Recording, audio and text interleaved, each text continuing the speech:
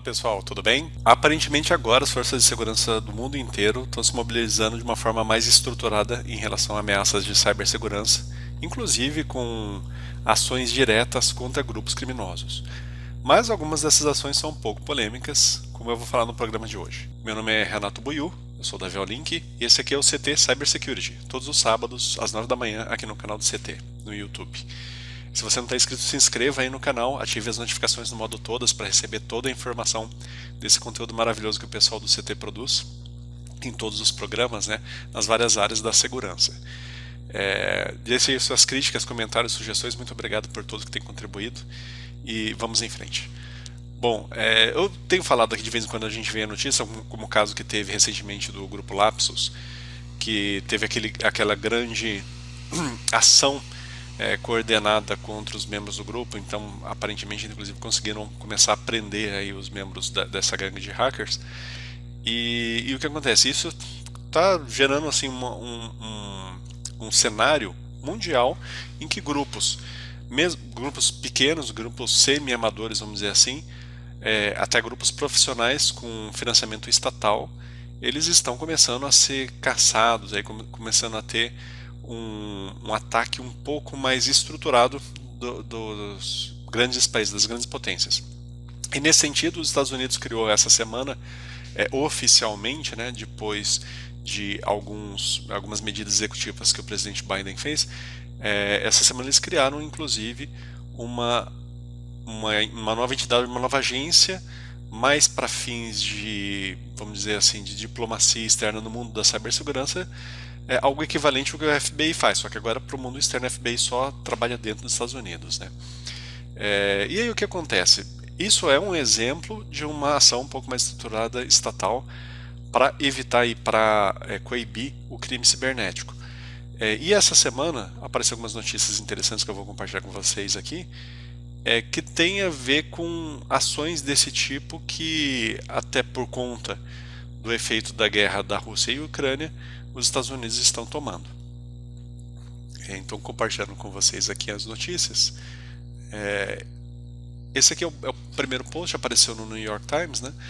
Eu achei interessante porque ele fala que os Estados Unidos afirmaram oficialmente, né, foi o diretor do FBI, que eles fizeram uma remoção ampla de malware que teria sido instalado por membros de uma gangue russa. Então, aparentemente, aqui a gente está falando de um grupo com financiamento estatal russo e que teria contaminado, não só na Ucrânia, mas no mundo inteiro, computadores com malware do tipo Hermetic Wiper, né, que ganhou as notícias aí nas últimas semanas. Isso faz parte de uma estratégia que é anterior à invasão da Ucrânia, então essas gangues russas já estariam preparando essas botnets com meses de antecedência, e aí, segundo alega aqui o FBI, eles proativamente já estavam removendo essa praga sem precisar, sem ter se manifestado, sem ter prejudicado as redes de computadores.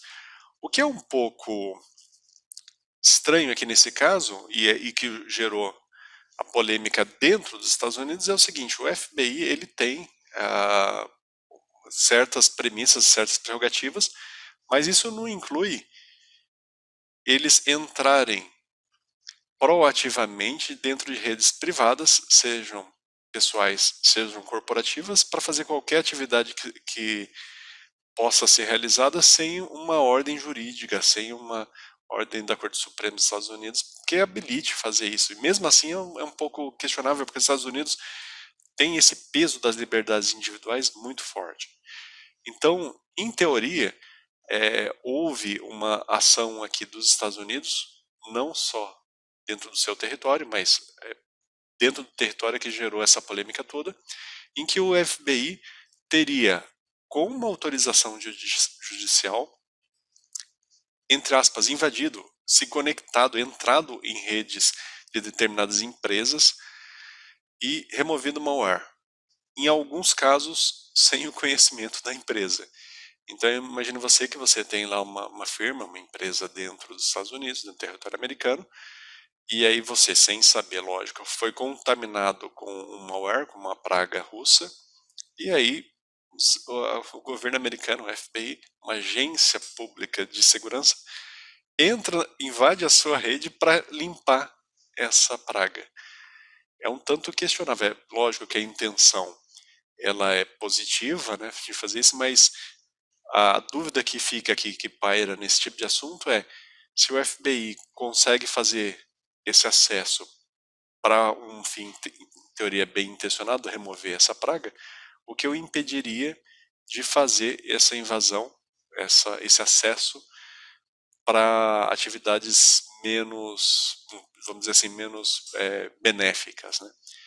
Então, realmente, tem uma ordem para ser feita isso, eles cumpriram e fizeram, e disseram que fizeram milhares de acessos para fazer essa limpeza. Mas gerou um certo burburinho, porque imagina você entrar, a polícia entrando dentro da sua casa para remover um elemento de crime ali dentro e sai sem te avisar nada, sem você ter menor ciência de que isso aconteceu. É algo bem suspeito, né? Vamos convir. A guerra da Rússia e Ucrânia continua, e inclusive eu vou falar isso aqui em outros programas, né? Tem muitos desdobramentos disso no mundo cibernético, de um lado e do outro, né? Então, esse exemplo de peças de malware que foram feitas com ataques anteriores à guerra é um exemplo bem interessante de mostrar em que o mundo físico e o mundo virtual eles têm essa convergência muito forte, tá? O que é interessante também dessa história é que assim teve não há muito tempo atrás, um ano atrás mais ou menos, teve esse grupo Sandworm, que foi um grupo que ele foi desbaratado, né? Esse no caso era um grupo que em teoria era russo, e dentro dos tipos de ataques que eles faziam, etc., acabaram vários dos membros foram presos, mas existia a questão do deles colocaram um backdoor, ou seja, de colocarem acesso indevido dentro dos servidores do Microsoft Exchange, que é o software de e-mail, de troca de mensagem, basicamente, da Microsoft. Então, esse grupo invadia servidores, colocavam lá o seu backdoor, colocavam lá o seu robozinho, deixavam preparado para fazer algum tipo de ato malicioso depois, como ransomware, e aí o FBI ele começou a fazer remoção disso sem avisar novamente, né? Então, a história se repetindo. Esse caso aqui foi basicamente um ano atrás. Então, 2021, 19 de abril, saiu essa notícia de que o FBI teria feito isso, teria, como autorização judicial, entrado em servidores, aí no caso tem servidores inclusive em nuvem, né? Então era mais fácil para esse tipo de ação. O FBI colocou a equipe deles de cibersegurança para entrar nos servidores e fazer a limpeza, entre aspas, deles, mesmo sem avisar o proprietário do servidor. É algo realmente estranho, né? Se a gente parar para pensar, o tipo de poder que está sendo dado aqui para a força de segurança, para as forças de cibersegurança num país é bem alto. Imagina o que eles não poderiam fazer, né? Dependendo da situação, dependendo do cenário. Então tá aqui a notícia, eu deixo aí para vocês lerem. E também como uma notinha de rodapé, essa semana teve uma notícia interessante, um complemento que eu vou passar, de uma gangue, na verdade um site Darknet chamado Hydra, que foi desbaratado agora, né, 2 dias atrás, e foi desbaratado pela polícia alemã. Então esse aqui é um caso de um gangue, uma gangue, um site russo. Toda a interface dele era em cirílico, na linguagem russa, né?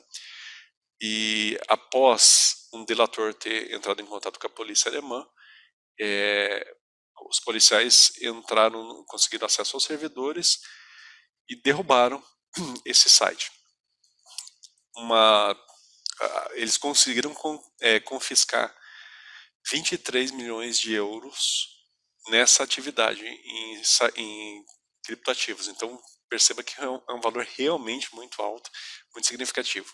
O site era utilizado principalmente, o principal uso desse site era para vender drogas no mundo inteiro, mas com foco principalmente na Europa, especialmente em países que têm criminosos russos, né, e viciados em drogas russas.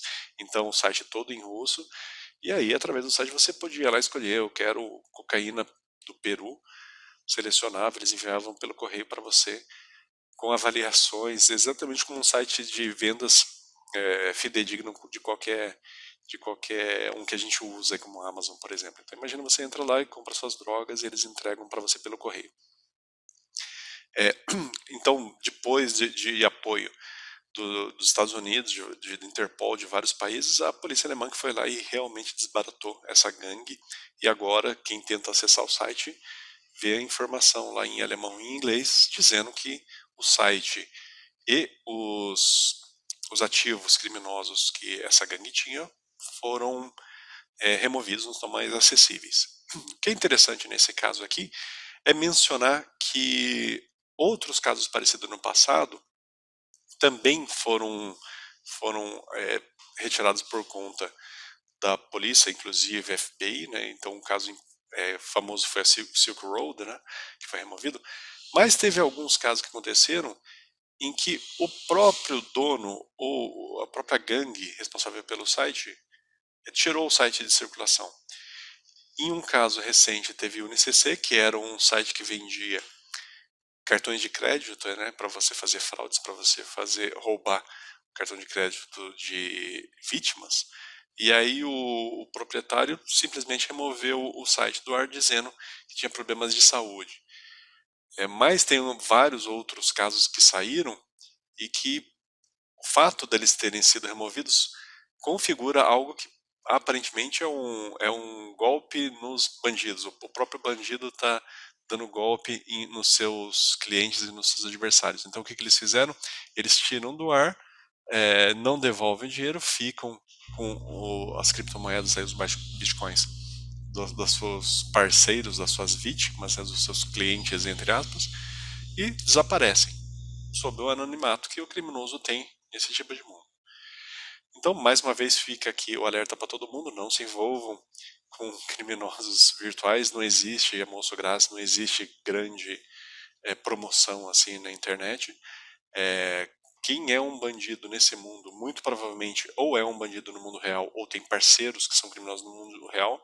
Então não tenha a ilusão que ao utilizar um site desse tipo ou aceitar alguma ferramenta virtual para explorar esse tipo de coisa, não tenha dúvida que você está cometendo um ato criminoso e que você pode ser responsabilizado por isso. Então, fique longe desse tipo de coisa e se mantenha seguro na medida do possível. Bom, esse era o assunto de hoje. Espero que tenham gostado. Críticas, sugestões, comentários, estou à disposição. Até a próxima. Tchau, tchau.